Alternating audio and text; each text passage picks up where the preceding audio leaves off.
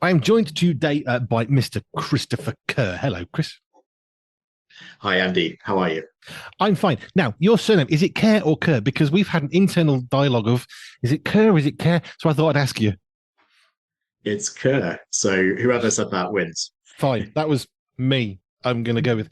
Now, we want to talk about some life and faith stuff, but let's just start with the Praus movement, which is something I know of you. So just give us an overview really simply. What's the Praus movement all about? So the Praus Movement is a men's ministry based at Urban Crofters Church in Cardiff. And it exists really because we just want to help men become who they were created to be by God. And there's so much stuff in the way. We know how important the heart is. Uh, and that's where the prowess word comes from, because Jesus himself described his heart only once in the whole of the New Testament. And he referred to himself as gentle and lowly.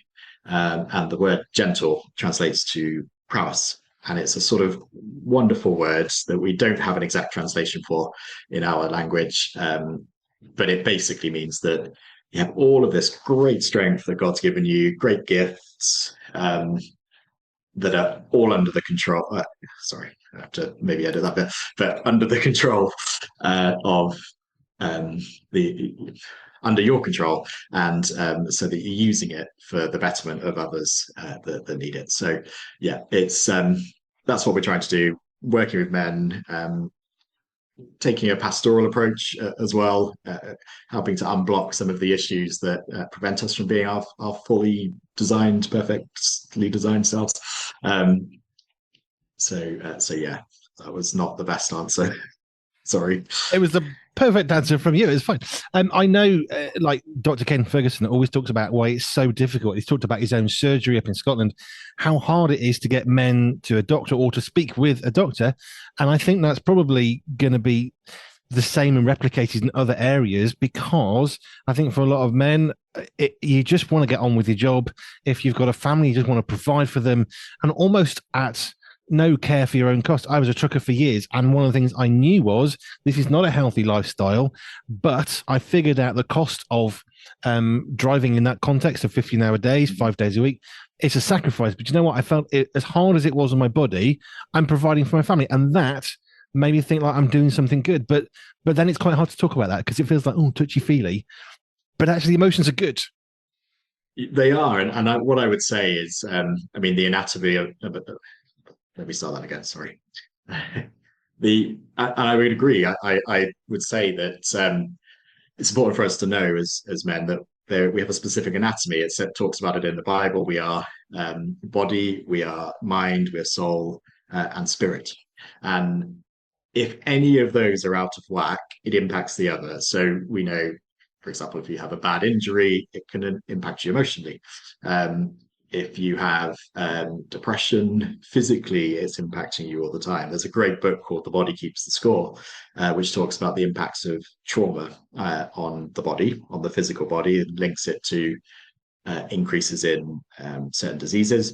So we just know there's such a big overlap. So I'd say, my message to the men when we speak to them is that actually addressing uh, emotional difficulties, mental health issues, um, it's actually really brave, really courageous, and it's sort of like a battle. You're stepping into it. If you I in particularly look at some of the great people that have shaped history. Jesus was acquainted with great sorrow. It says that in the Bible. Abraham Lincoln, one of the great leaders of our world, he was severely depressed for most of his life. Winston Churchill, of course, we know from the war times, he was struggling with depression throughout that. So, but these men learned how to deal with it and to manage it, and got a hold of the emotional impacts of those things, and actually I think leveraged them for the successful outcomes they had. So always our message is, never be afraid, never think that it's weak. I think it takes great strength to essentially confront past events, past traumas, perhaps current things that are going on, and try to find a way through them. So that's, yeah, it's really, really important. Which I think gives us some of your passion for why you want to work with guys over in Wales through the Urban Crofters Church. Let's go back a bit in time for you, because you're mentioning bits of faith, so it's a nice, easy little segue. But what was your journey of faith growing up? Good question. So, I mean, there's a long story and a short story, but I'll sort of give you the in between. I think I mean, I was very blessed as a child that my grandma and my granddad took me to church. Wasn't in my mum had a faith, but my stepfather didn't. So my dad left when I was 2 years old, and didn't see him again. But my stepfather then came in. He didn't have a faith, so we weren't really active churchgoers, other than when my grandparents could take me. Um, so I then got into my teenage years, and like many teens, thought I knew better than than and then everything. And you know, but I always felt God there, if that makes sense. There was always um, I could never escape him. He was always there, always sort of helping me to correct, so, to make moral decisions, to apologize when those moral decisions I did not make, and all sorts of things. So, but I think probably my journey to faith really took off. So when I was 17, um, I felt there was just one day I just thought, I was doing really well in college. I probably had the best relationship I'd ever had with my stepfather, and was in a relationship that was going well. And I remember just it was Valentine's Day. The Valentine's Day date I was on, it was over. I sat down on this bench and I just thought, right, I've got everything fully together. Um, and then I got a call from my mum, and she said that my stepfather was been taken into hospital. He'd had a really nasty headache, and 2 weeks later he was dead. So um, that shattered that illusion that I can have, control over everything, and be able um, to make things work for me in my life.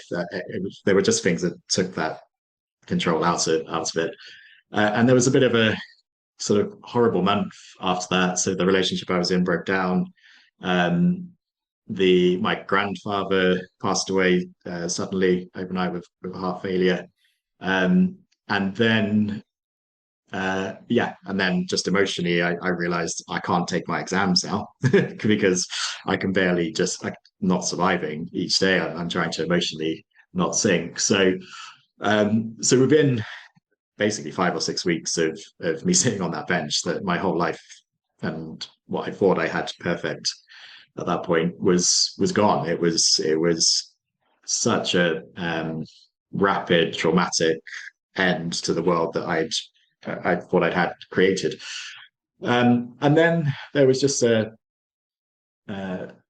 I guess, some correction of my relationship with God, because I I think I had this stern parent figure in my head, distant parent figure who was, you know, telling me I was always doing things wrong or punishing me. And you do, like, when traumatic events like that happen, you try to control it. So, as well as you can. And so to control what was happening, I think I came up with the message that, if I hadn't done anything wrong, maybe my stepfather would still be alive. And so, and then that pointed to God, and it was like, well, God, like, you took him from me because I did something wrong. And so, like, all of this unbiblical belief system that just gets poured out. And then over a few years, sort of, there was this fearful reverence of God, until things, I met some great Christians along the way. Car shared with one, when I was going to work later on in my 20s, and also mid 20s. And I just started to sort of to unravel the message of what I'd created of God, and replace him with this sort of amazing father figure that I've been missing all of my life. And in the case of Jesus, a friend. It was a real challenge to my sort of belief system there. And then I went to Alpha, and like so many people, uh, yeah, I ended up giving my life to Jesus and have not looked back since. It's been a heck of a journey. It's not never an easy one. There are, uh, we always like to believe that when we come to Jesus, we're going to live heaven here on earth and it's going to be wonderful. Hasn't been the case, but what I have had throughout that is a foundation, a rock. I've married an amazing woman that I wouldn't have been able to meet if it wasn't for God and Jesus. I mean, there's some amazing testimonies in that story, but there's just so many good things he's done for me, and it's just nice to know you're not alone. Which I think is true. Because often it is easy to think we're alone, or do you know what? No one knows my problem. No one knows what I'm going through. My situation is so unique, you wouldn't have a clue. And as I've got older over the years, I mean, I'm not in my 50s yet, but not far off. What I've discovered is, do you know what? Most of us, we've got exactly the same sort of problems and issues. There might be some little tweaks here and there that aren't quite the same, but actually, we're all seeking love and affection. We all want somewhere to live. We want to be able to eat. We want to pay our bills. We want to work. I think that's most people in the world today. And apart from some variations on how that looks, I don't think we are as unique as sometimes we want to allow ourselves to feel in order not to have a pity party. That's not what I mean, but just it almost makes it feel like, well, you don't understand me. And actually, probably we do. And you're right. And I think for men in particular, we're talking about our conversation today is in context about men. We are the best at that. We are our instinct is to go lone wolf. I think it's Jimmy Evans. He does a great series on marriage, and he talks about communication. And one of the things he says about uh, his wife and husband, the differences between when they're in a difficult moment, how they communicate. He said quite often women are like a machine gun. They fire and they scatter and they talk to as many people as they can that they trust to work through the problems, and that's probably the healthy thing to do. Whereas men, we tend to jump on the grenade. We know something's about to explode in us emotionally, and so we jump on it and try to protect everybody else from how we're feeling.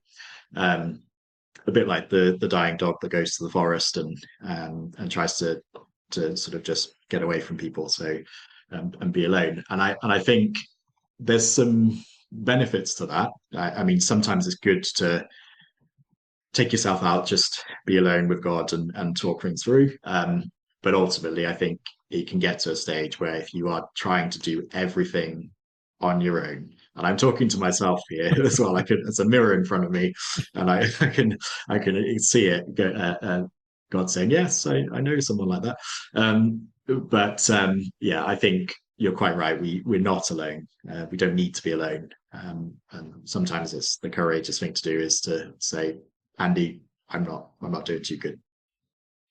Which we have done, you and I, once or twice in the last little while, because it matters to say, do you know what, I am struggling.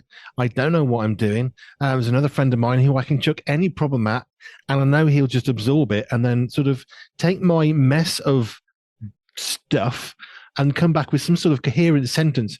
Is that what you meant?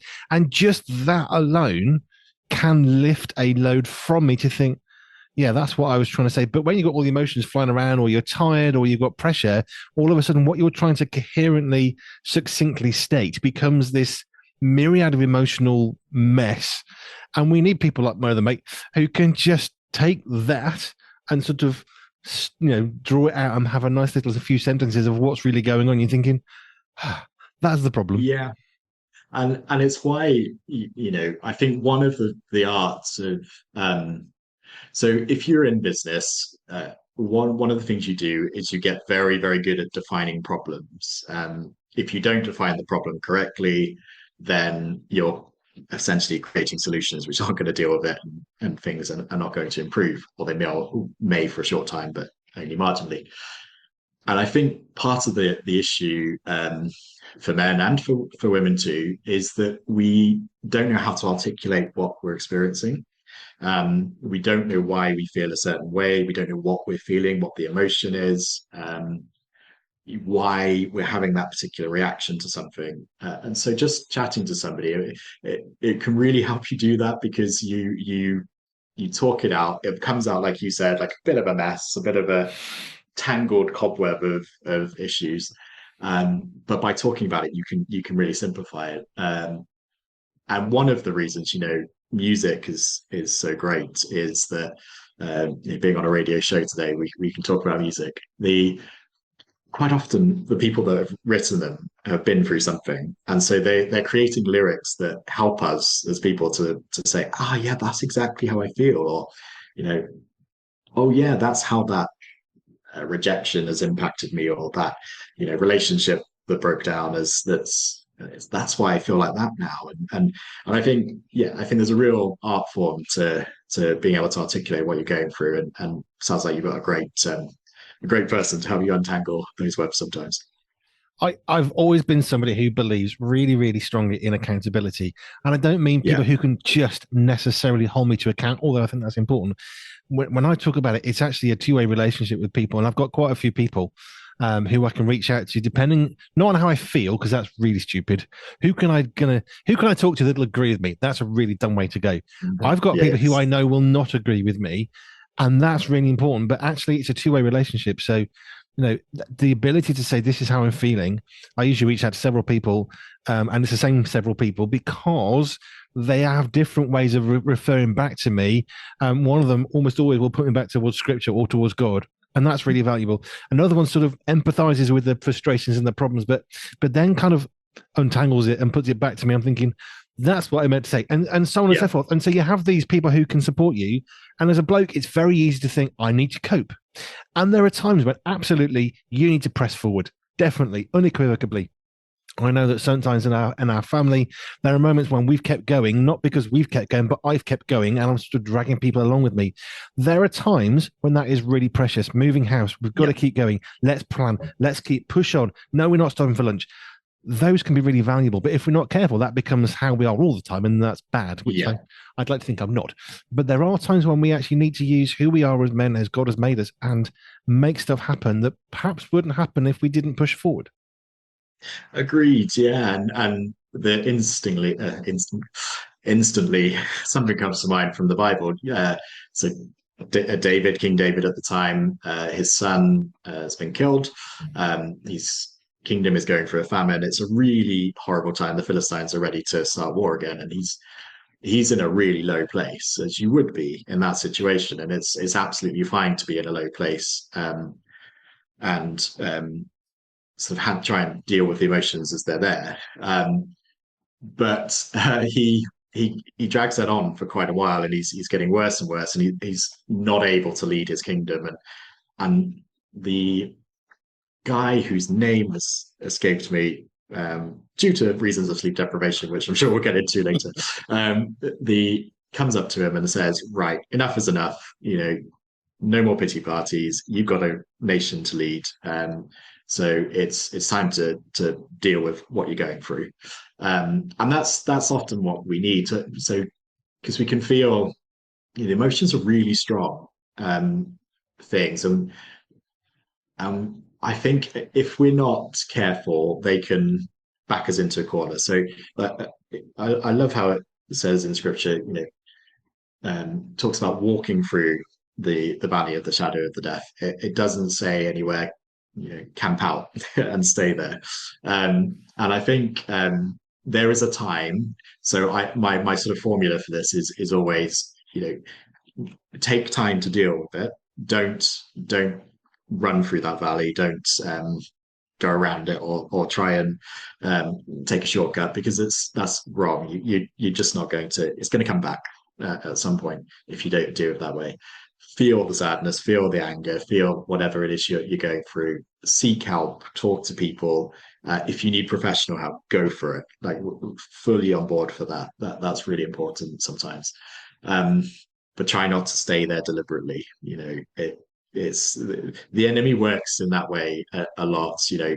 Isolates you in your tough times, gets you feeling really, really sorry for yourself, um, and tries to camp you in with your negative emotions. And that's not what God wants. He wants you to be free, but there is a process you have to go through first. And yeah, so that's always comes to mind when we talk about those things. Probably worth just putting in the conversation right now that as I mean, this conversation with a nod to Father's Day in the future, because we're celebrating dads, and we do so unapologetically because it's not Mothering Sunday we're celebrating; it's a nod to Father's Day, and I think it is important to remember that men have a really important part in our society. I think a lot of men have felt quite disenfranchised because they've told me so, and that they're not valued or valuable in society. But men, women, there's two genders, and we need each other really, really badly, because without each other, we're going to fall and going to fail. We're not lifting up one above another. And I feel like I need to say that, but I'm unapologetically celebrating dads today because you know what? Father's Day is a day to celebrate dads and men generally in what we do in our families, our communities, in our businesses, in our homes, our churches, our societies. And it's good to celebrate stuff without looking at the negative. Sometimes we just want to Really, you don't yeah. it's not happy birthday, but by the way, you were rubbish last week. Okay, it's that sort of an idea, isn't Yeah, it? You're celebrating the person, and that's what we do. I think it's just relevant to say that, but unapologetically we are celebrating dads today. and I think that's great. And when we sort of just to frame this whole conversation, when we talk about the importance of fathers and we celebrate fathers, it's not to say that mothers aren't. It's the sort of thing that always comes to my mind is, in a diet to thrive, you need protein and you need carbohydrate. So let's celebrate both of those things. And I think that, I think that it's really important because the dads that I speak to a lot, there's this image that the media has created as fathers being sort of a bit hapless and more of a problem for mums and for their kids than a solution. And so I think there's a bit of a media narrative around that, but actually the dads I speak to, I mean, I just go to church on Sunday, like kids running around like crazy, going wild. I see some great dads just like swapping in and out with mum and trying to play and trying to get onto the kids' level and do the best they can in the situation they're in. And I just think like let's celebrate Mother's Day to the absolute fullest. Let's celebrate Father's Day to the absolute fullest. And yeah, I think it's really important. If you're doing something and it's really tough, fatherhood is really tough at times. You can get through it if you know it's important, and it is. Very much. Let's go on to fatherhood then, because that's kind of partly what we wanted to talk about. You are now a dad. You're working with blokes. Give us your arrival at having this little thing in your arms that now you have a responsibility to because you are the father of said child. How did you sort of move into it's just myself and my wife, and now we have somebody who's dependent upon us? This is not what we thought it was. Yeah, so I think it started before baby arrived. I think I'm a big believer in preparation, and I think naturally when you get the news that baby comes, there is the elation that you're going to have a baby in 9 months' time, or 8 months, depending on when you find out. And then there's the sort of oh moment where there's that sort of huge weight of responsibility that suddenly comes upon your shoulders, and you start having all of the sort of stereotypical thoughts that go through your mind, like I can't even look after myself sometimes. How am I going to look after a little one? Or things are just starting to take off in my career. How am I going to balance the two things? What about my father experiences? Have I had a bad father? Did I not have a father at all? Is there anyone I can learn from? And so we have all of these concerns and worries. And I would, bit like the theme of the conversation we've had, like address them, don't ignore them, like write them down in a book. Honestly, just jot down what your worries are and then address them. So there's some good stuff out there now, like um, I did the New Dad Diaries for Sorted, and I got to speak to some great people like Rob Parsons and Care for the Family, Commando Dad, who was a stay-at-home father like yourself, ex commando who suddenly had the harder job and staying home and raising children. I spoke to a guy called Kerry Casey, who was on the White House task force for fathering and families. Lots of great people. So there's really good content out there and good people that can talk to you about those questions you may have and concerns you may have. If you are a churchgoer, there's going to be some good dads in there. Go up and ask them questions. Just be really curious and try and sort of get a good base of information. All the while knowing you're not going to know everything before baby arrives. I every single day I learn new stuff. Just the trajectory of children growing. Just when you think you've got it nailed down, um, they change, and there's a new way of parenting you have to learn. Um, so I would say that, and yeah, just my other word of advice is like you don't need to be perfect, and don't set that standard. Do your best, and actually, children are quite simple all the way through. I don't know yet, but from what I've been told, the key things they need are your time, your presence, um, and your love. And if you can demonstrate those things, you're going to do pretty well. And present CE, not TS. They want you in the room, not necessarily the gifts you can give them. Yes, although if you can do TS as well, I'm sure that It might won't help. hurt. Yeah. So that's a little bit, I suppose, of an overview of you becoming a dad. You've now got a second child. The thing Yes. I remembered was one child was really hard because there is no preparation. I don't care what books you go, no one is preparing you for having that first child. Absolutely not. Number two comes along, and now you've got two arms and two children. So it sort of balances out. It's not so bad. And there's usually two of you, so it's one-on-one. And then the third one comes along, and everything transforms because now you're outnumbered and tired. And but every time a new child comes, it's a different dynamic, and that's okay. Yeah, absolutely. And that was very much the case. I think so. We've got now a girl called Fia who is she just turned 3 in April. And I've got a baby girl who is 8 months old called Esme. And yeah, they the dynamic, as you said, there's two of them, and that does make things more difficult. Whereas before we may have affected a process for Thea, now we have Esme thrown into the mix, so it's sort of everything's sort of a bit out of whack, and it's not perfect, but it somehow works. Um, and yeah, and there's new challenges with it as well. It's sort of joy and challenge in equal measure, and I think it's wonderful. Like a lot of the time, it's wonderful, and some of the times it's really tough. The second paternity leave, for example, that I was on was so much harder than the first one.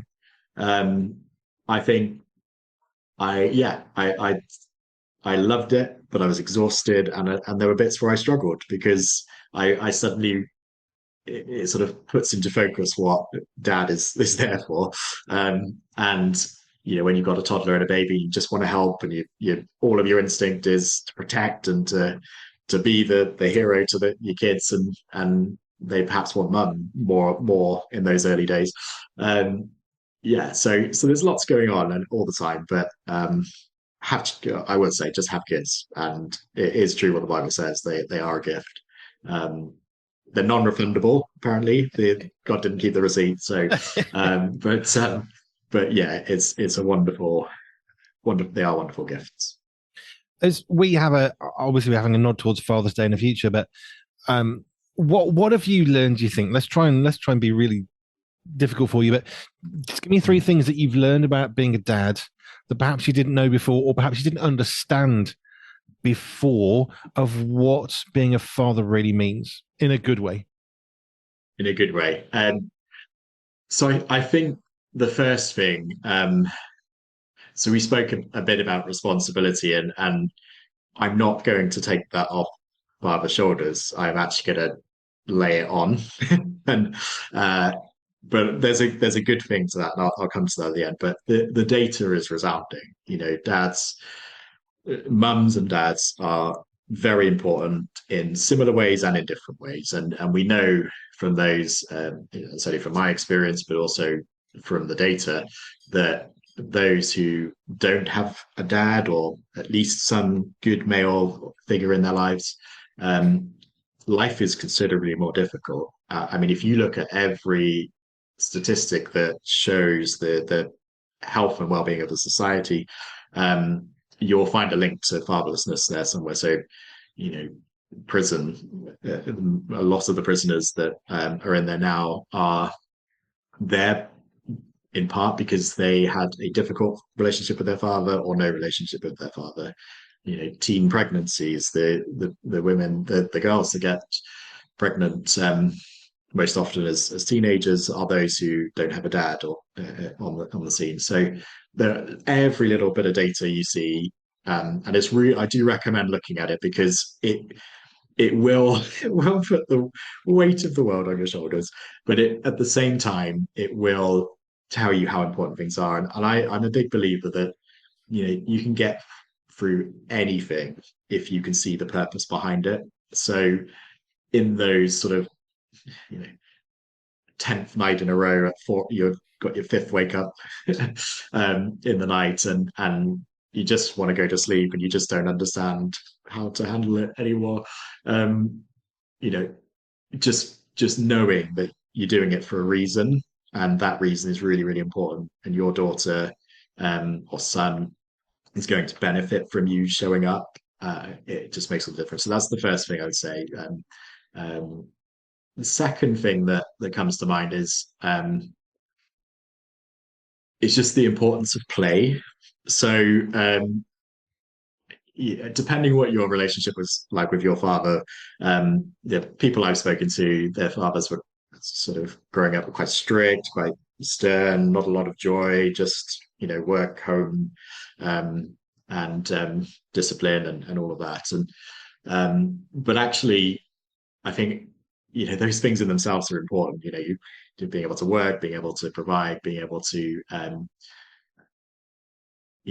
provide boundaries and discipline where necessary, all good things in their own right. But I'd say add a bit of fun and play in there, because you the relationship I have with Thea, who's free now, you don't see it for a while as a father. You don't. It takes baby's just always directed towards needing mum. Whether it's for milk or for um, cuddles and nurturing and the hormonal makeup of that.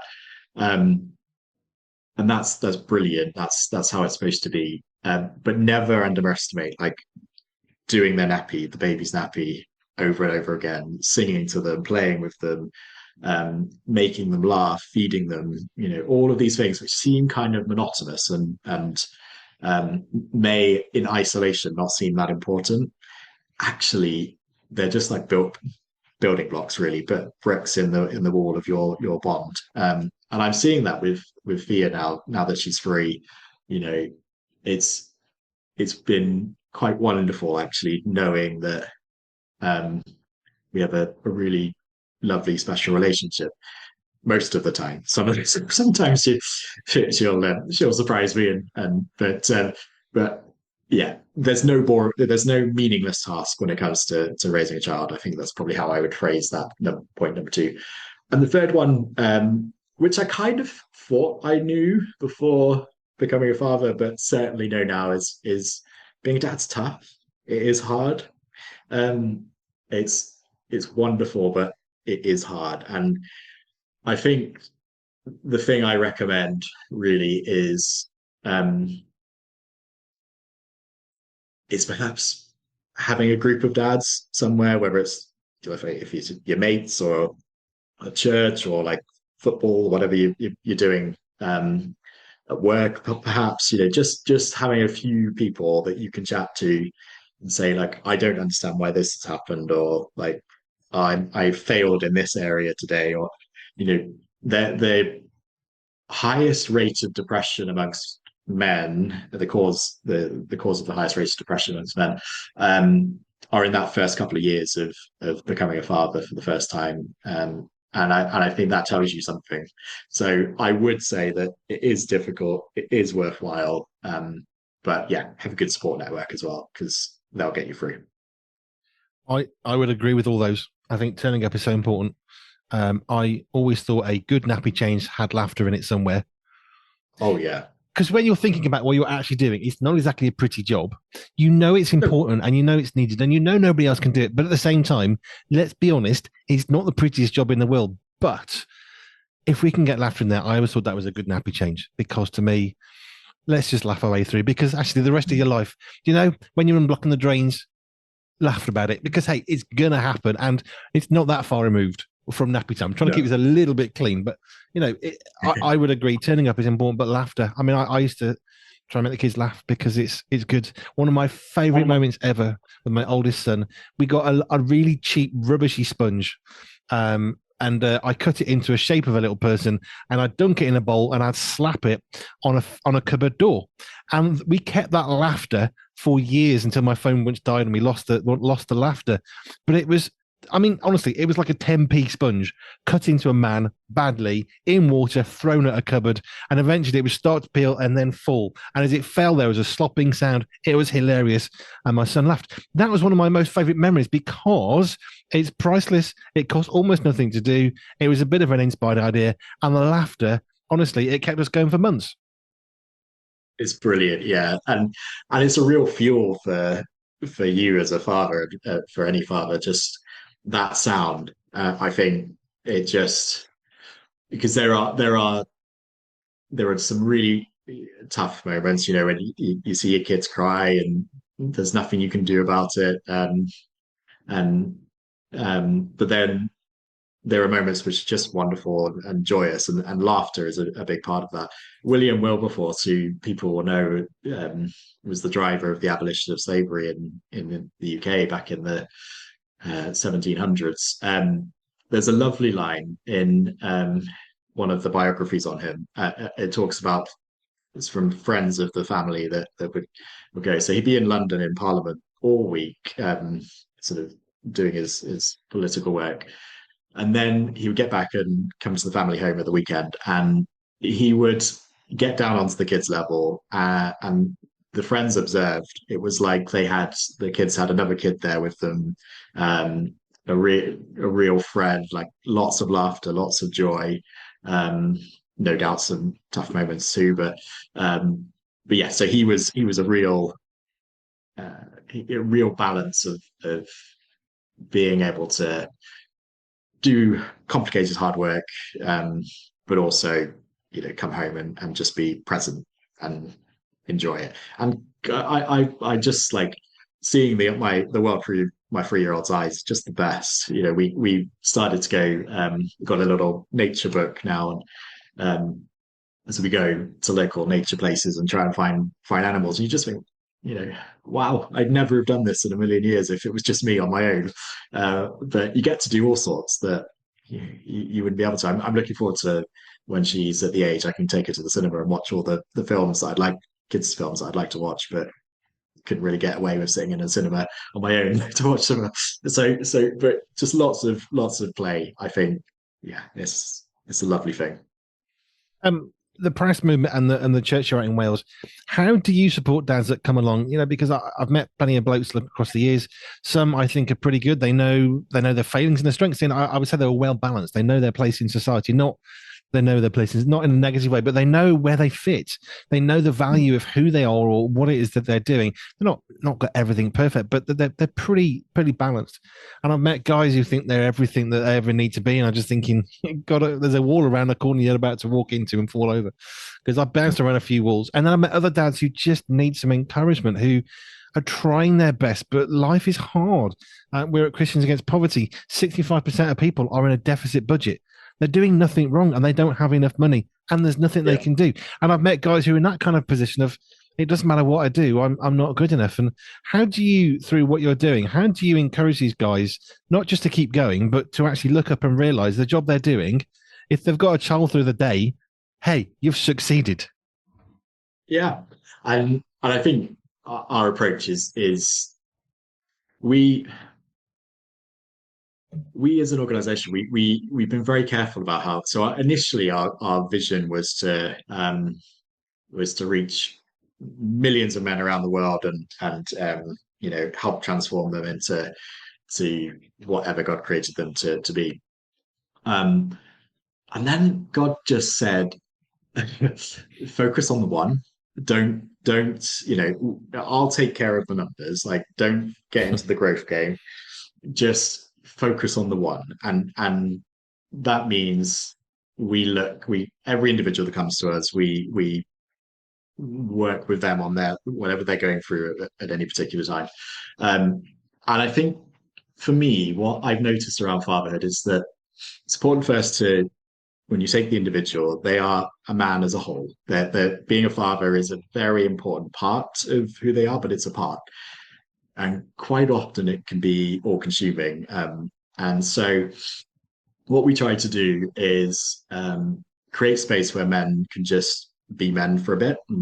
So we have lots of adventures that we go on throughout the year, hikes, kayaks, all that sort of stuff.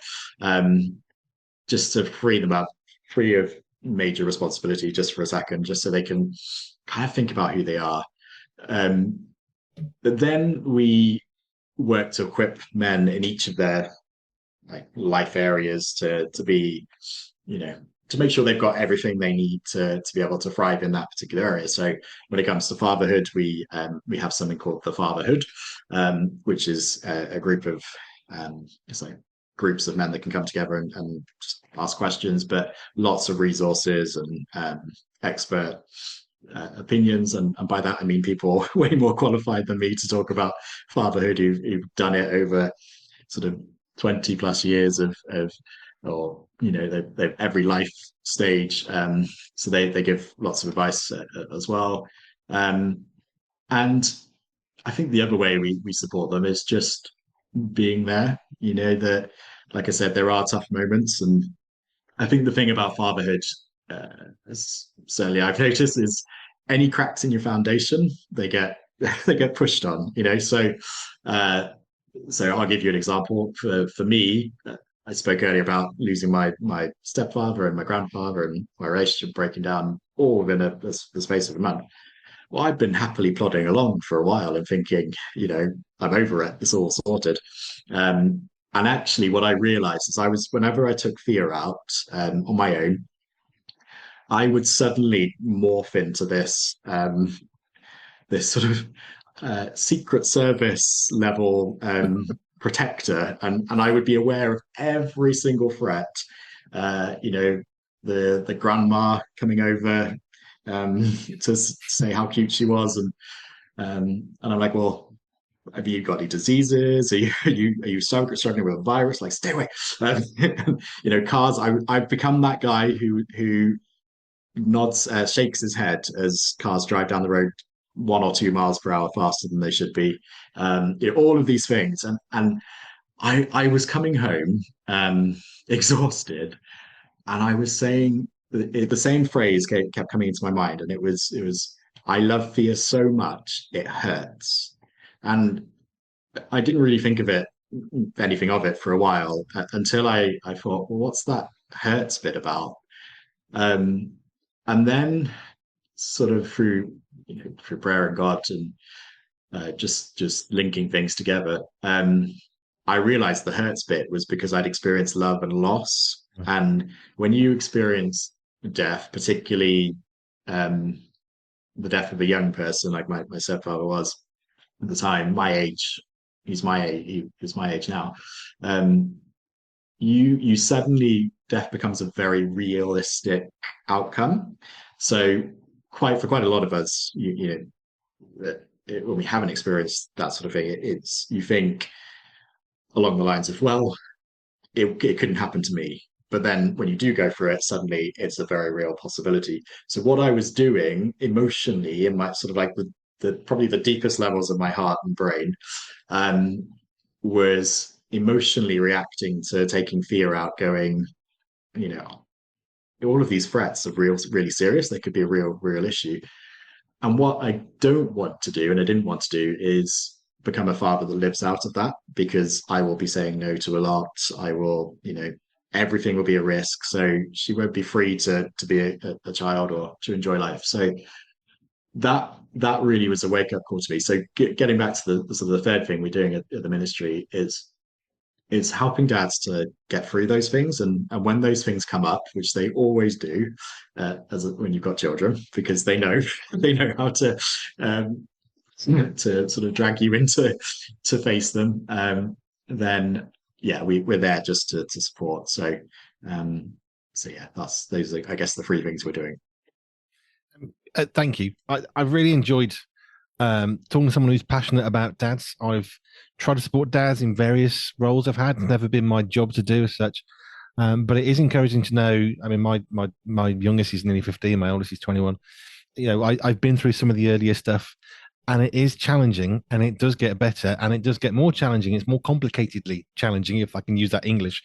And we do need support, and it is important because it matters. And what we do matters as dads. It isn't inconsequential. And I really believe that God wants fathers to be good fathers. I did not have a good role model as a dad. Similar, some similar struggles to you, which I know we both share some parts of that. But actually, when I'm trying to be a dad, sometimes I'm thinking, who do I look to? I don't look back and think that was a great example of my own dad, because it really wasn't. So where do I look? And well, I can look to God, but although I know he's my father and he's everybody's father if we choose to let him, he wasn't actually walking on earth as a dad. So then how do I do all that stuff, and how does it make sense? And it's encouraging to know people like you, people like Praus Movement or organizations like that are actually trying to help fathers be the very best versions of who they can be. If people want to get into contact with you and think help, how do they do that? Yeah, so we have a website, which is www.gentleandstrong.com. Gentle and strong sort of is the encapsulation of what prowess is. Yeah, they can go on there. We've got contact buttons. I am on X, as it's now known. It's Chris at Chris K Sorted Mag. Perhaps I can send that to you as a link to put in the show notes. But so yeah, that's my Sorted Magazine account. But yeah, feel free to get in contact. We do have, particularly for people that are local to us, we do have a campaign called Light the Flare. So we are our sort of, I guess, um, images and branding is around adventure. We created something called Light the Flare, which is sort of acknowledging the fact that it doesn't matter how skilled, how strong, how amazing you are as a explorer, as a climber of mountains, you are inevitably going to get into serious trouble at some point, because you can't control what happens on there. And that's a bit like life. You can be as amazing and strong and incredible as a bloke as you think you can be, but at times you might just run into a bit of trouble and need a bit of help. So yeah, if you are in crisis or do need to chat at all, yeah, click on the Light the Flare section on the website and get in contact. Gentleandstrong.com. Go and check that out. I'm Chris, Praus Movement. Thank you kindly for your time. Thanks, Andy.